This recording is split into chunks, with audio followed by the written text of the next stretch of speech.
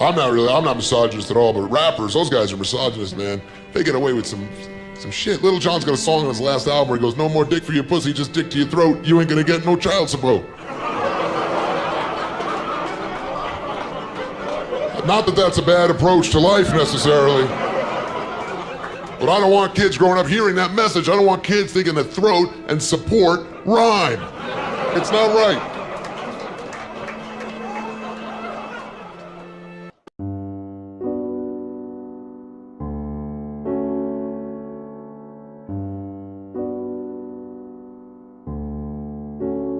Hello my brethren, this is Niko. Turd flinging monkey? I am Batman! There is a common stereotype regarding MGTOWs that we don't get laid, don't go out, are social rejects, or are gay.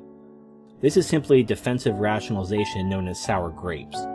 If a man isn't worshipping a woman's vagina, it can only be because he's not worthy of it, or because he's gay. At least that's the rationalization women must come to, because the alternative means that there is something wrong with the woman herself, which would be unthinkable.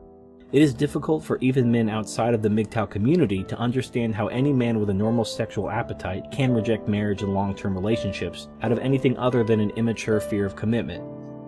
Many of us conceal our identities because being doxxed may negatively impact our careers, and thus our opponents conclude that we must be ugly. When MGTOW are doxxed and we're discovered to be attractive, it's concluded that we're gay. In reality, we're just normal guys.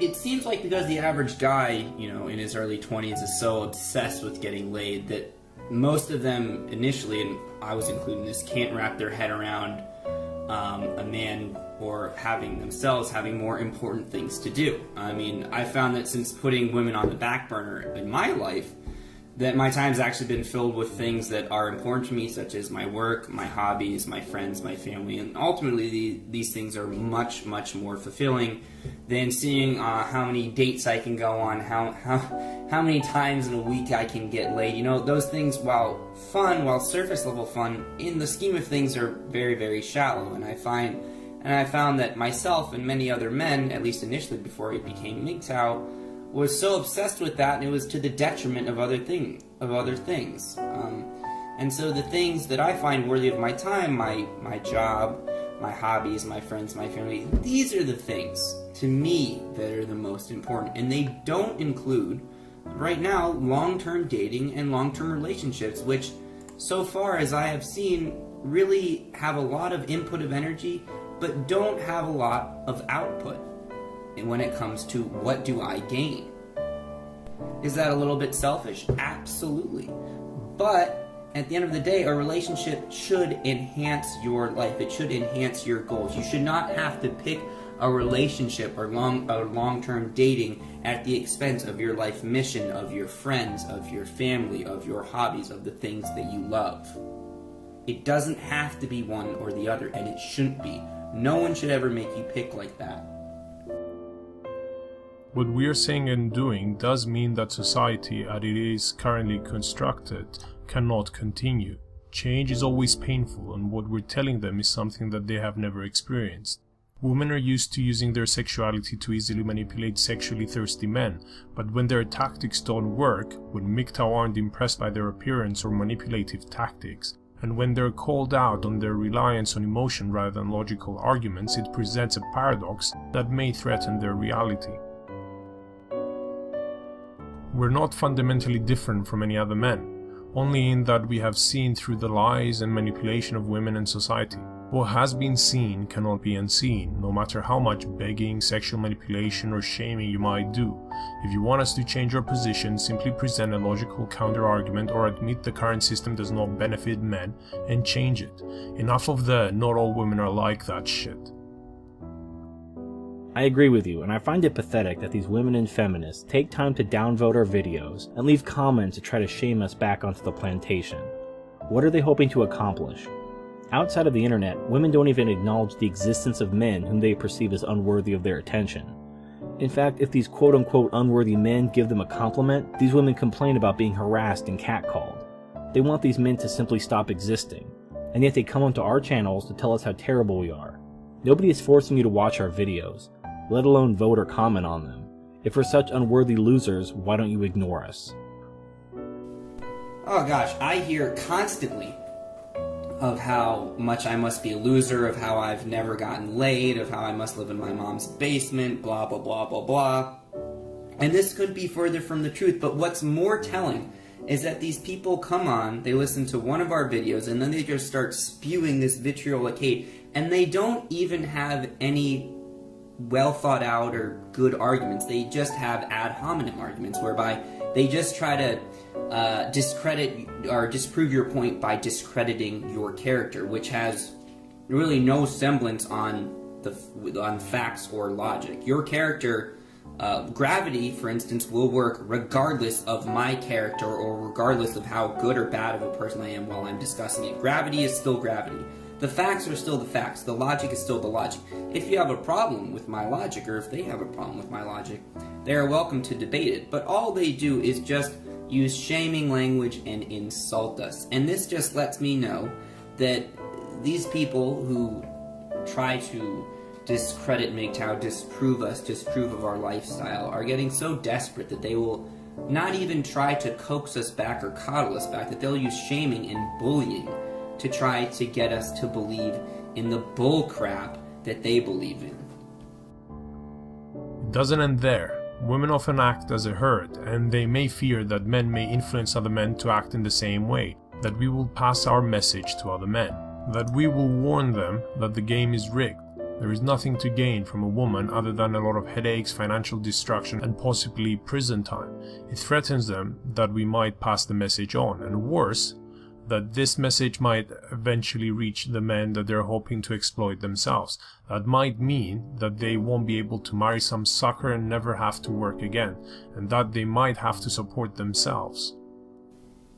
Exactly, and women are adults, and therefore adults should be responsible for themselves. Yet when many of these millennial women get in relationships with us, they want to use us for our money, our status, emotional coddling, etc. And the thing is that they just want to use us for what we can do, what we can give them. They don't actually, many of them I don't think actually like us as people, and they want to use us for what we can give them. So therefore, being in a relationship with them is like a full-time job. And that doesn't really leave not much time to do the things that you need to do the things that you want. Since being single, since going MGTOW, since reprioritizing, I do what I want, I do when I want, and I'm responsible for myself. I know exactly what I need to do, and I go out and do it. And I don't have a relationship with a woman who demands all of my time, holding me back. And moreover, I don't have the excuse of a relationship to say that I'm being held back. No, I'm responsible for only me and myself. So if I'm not getting anywhere, I can only solely put the blame on myself. And that really, for me, has made me be much more aware of having self-ownership. And that is very powerful. Personal responsibility, self-awareness, and self-ownership. All women view men as resources. They may say that they find the concept of female hypergamy offensive, and say that not all women are like that out of one side of their mouth, but out of the other side, they'll admit that they want a man to take care of them and provide for them. They can seduce a man in their 20s, and once they're married and have a child or two, he will not dare to leave because she will take him for everything he's worth. Men are taught that when they get married, they'll have exclusive sexual access to their wives, and thus see marriage as a tool to acquire sex. However, women use sex in order to get a man to marry her, and give her access to his money, and thus see sex as a tool to acquire marriage. Marriage is the ticket to the easy life for a woman, and even if she divorces the man later, she will get to keep the children, and the man will continue to be forced to support her through alimony and child support. MGTOW is letting men across the world know of the potential destruction that these women are capable of, and this message that we put out to anyone who listens is strong enough to perhaps wake them up out of their sleep and take the chance to control their own lives. A life without our potential being stolen by a woman looking to use us as a disposable utility. This took a while to learn though, and many MGTOW before me have actually gone through divorces, have gone through family court, and they were destroyed, they were gutted, and through this traumatic experience they had their eyes open. Now I didn't have to go through this, I went through a bunch of shitty breakups, and that's what opened my eyes as well as the stories of others. But thankfully, with this knowledge that you guys are listening now, with the knowledge that the older MGTOWs have imparted on me, I will not make the same mistakes as my ancestors. And you guys don't have to make the same mistakes that even I did, or Niko did, or Turd Flinging Monkey did. Learn from us. Learn from our knowledge. Learn from our wisdom. We're telling you this because we genuinely want to help you. I genuinely want to help you. I want to help you live a better life, and I consume MGTOW content myself from others to try to learn how to live a better life myself. Women are equal to men, you know. They cut men loose all the time. I'm just simply doing the same thing for them. Remember, look out for yourself. Look out for your goals. And remember that getting sex from a woman is not the be-all, end-all. You get in a relationship with her, the sex is great for the first 3 months, and then it falls off or it's just not as good. And then you have to deal with all her nagging, with all her annoying habits, and if the relationship isn't worth it, it's gonna be a lot of time, it's gonna be a lot of resources that you could be using somewhere else in your life. The fact that we have not shared any of our wealth with a woman makes us seem like unpunched tickets. I still date, yet I expect the woman to contribute equally. If a woman doesn't want to be an equal partner and just wants me to buy her free shit, I'm out of there. Even in sex, I think I give more than I take, so that is all there is. I will gladly get my sex from some other woman. Exactly. I mean, a man trading his income, his freedoms, and his dreams in exchange for sex is a terrible deal. Remember, her looks, how many times a week she's gonna suck your dick, how many times a week you're gonna get laid, those things are gonna go over time. Remember that. The sex, her looks, her body are a depreciating asset. Your dreams, your freedom, your income, if you work hard enough, can appreciate, can rise over time exponentially if you work hard enough. Your happiness, your hobbies can all increase if you work hard enough over time. But they know they need us. They need our money. They need us to protect them and look after them. And after all, isn't that what feminism wanted? Strong, independent women that don't need no man? Isn't that what women of today are proclaiming themselves of being? Why would they need us and why would they need our money, right? Well, that's it for this video. I hope you liked it. Please like, favorite, comment, and subscribe. Share this video with anyone you think you might help, and I'll see you next time.